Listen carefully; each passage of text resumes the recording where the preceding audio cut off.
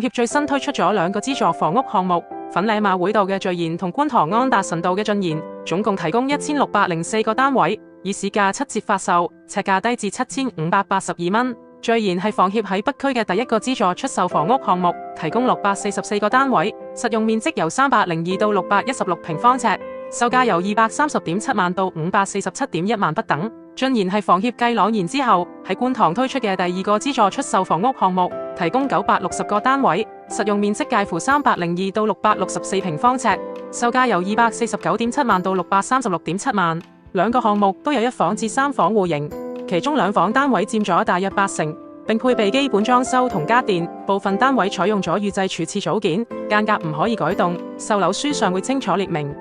申請資格同房委會居屋睇齊，白表人士要符合入息同資產限額。4月1號至14號接受申請，6月會進行抽籤，第4季揀樓。項目預計2027年9月完工。想知道更多關於資助房屋嘅資訊，歡迎訂閱我哋嘅頻道。中谷借錢梗要還，咪俾錢中介。